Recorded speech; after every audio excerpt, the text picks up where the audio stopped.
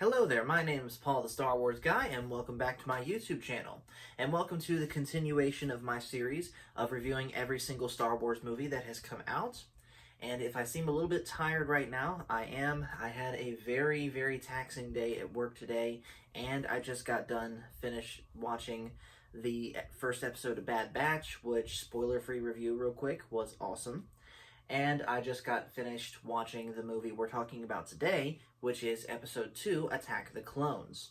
As always, I'll be giving two different perspectives on this movie, what I thought of it the first time, and what I think of it now.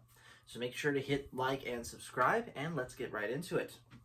So, I first saw Episode 2 when I was in second grade, and I very distinctly remember this day. This was a day that I was spending the afternoon after school with my Uncle Pat, and he showed me the movie for the first time. Now, prior to me seeing it, I was reading a lot about this movie from the Episode 2 visual dictionary that my cousin Blair had. Whenever I would go and visit him, I would do nothing but read that book, look at all the pictures of what was going to be in Episode 2, and just getting really excited about it. And I remember finally seeing it at Uncle Pat's house and absolutely loving it, living up to the hype that I had. And also, on a side note, I kind of got in trouble for seeing it because I really wasn't allowed to watch TV that day because I had bad grades. But that's neither here nor there. But I also remember that as I would get older and watch the movie more and more, Episode 2 quickly fell in my rankings, and for the longest time I considered it my least favorite Star Wars movie. Granted, this was also in the time where I judged a Star Wars movie based off how much and how good of action it had. Not to mention, I had seen this movie so many times that it just kind of got old and kind of annoying to me. You know, the law of diminishing returns. So it's actually been a couple years since I have seen this movie all the way through. And like always, I wanted to go into this putting aside all preconceived notions about this movie that I had. And watching it this last time, I've actually enjoyed it more than I have in a long time. Now, granted, it's not my favorite Star Wars movie. That is still Empire Strikes Back. But it's more than it was before for me. So let's get into why that is. So, first off, let's again talk about the casting. Again, everyone in this movie is cast really, really well. And yes, that includes even Hayden Christensen as Anakin Skywalker. In fact, as I said in my Phantom Menace review, and kind of talking about in, I think, the live stream that I had last Wednesday, or 2 Wednesdays ago, rather, there was one thing I would do differently about Phantom Menace is I would have had Hayden Christensen be Anakin Skywalker in the Phantom Menace and have Anakin be a little bit older instead of having Jake Lloyd do it. But, of course, we can't change history, and I think Hayden Christensen did a great job with what he was given in this movie. Now, Hayden Christensen's acting has been made fun of a lot, and I mean a lot, in this movie. It's one of the things that people point to in the prequel trilogy as to their justification for why they don't like it. And me personally, I can see where they're coming from, but I don't think it's Hayden Christensen's fault that Anakin just came off awkward. I think that was actually very much done on purpose. Because you have to consider, Anakin, from the latter half of his childhood all the way into his teens, I'm guessing he's like 19 or so in Attack of the Clones. All that time, he's been separated from his mother and taught not to form attachments, not to draw too much onto your emotions, and of course not allowed to really go and explore romance. So obviously he would be a very socially awkward and somewhat hormonal teenager by the time episode 2 came out, and come across as, at best, awkward around Padme. And of course, he knows that he's the chosen one, which of course is why he sort of bucks Obi-Wan's authority over him a little bit. In the very beginning scene where they are reunited with Padme for the first time, he decides to get a little bit big for his britches and try to overstep his bounds, saying that we'll find who's going to kill Padme instead of just, okay, we're here to protect you. And of course, Obi-Wan rightly calls him out on that. And this leads me to Obi-Wan. Like I said before, Obi-Wan is my favorite Star Wars character out of the whole series, and even though I do still prefer Clone Wars in Episode 3 Obi-Wan, Episode 2 was clearly the stepping point to get to that part of Obi-Wan's life and Ewan McGregor's portrayal of Obi-Wan. And I really like how Ewan sold the exasperated teacher that Obi-Wan was in this movie. How it really was not supposed to be this way for him to train this arrogant teenager who is one day going to bring the Force into balance. It was supposed to be his master Qui-Gon that did that, but of course Qui-Gon is dead, so it falls to him now, and he's completely unprepared. And I heard Star Wars Theory say it best that Qui-Gon was the master and sort of father figure that Anakin needed, instead of the master that he got with Obi-Wan, which is sort of more of an older brother type figure that's clearly had it with Anakin's smart mouth. But the relationship between the two I really like, even though I like it in Episode 3 and in the Clone Wars more. This was clearly a good establishing movie for that relationship.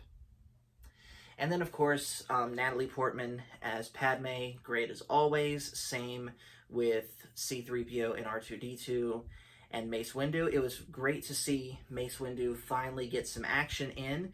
And, of course, the purple lightsaber was a great idea on Sam Jackson's part. And then, talking about Christopher Lee as Count Dooku. I've only ever really known Christopher Lee for 2 roles in my life.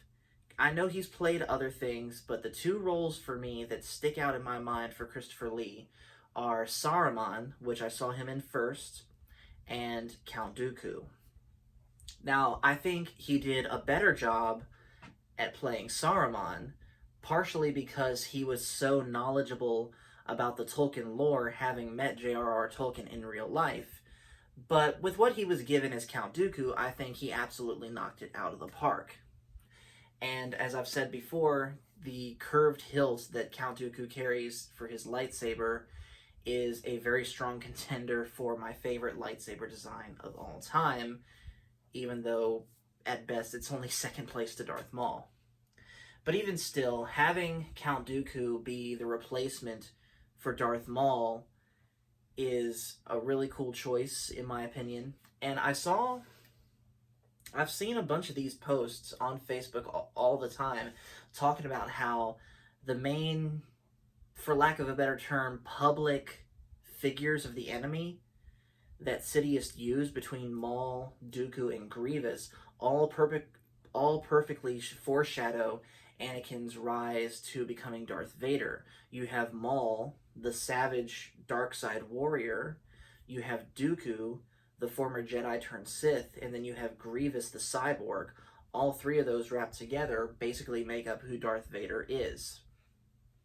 And speaking of Darth Vader, this movie really well showed Anakin's first steps into the dark side, the way that he saw his mother die in his arms after months of being, a month of being tortured and mistreated by the Tusken Raiders.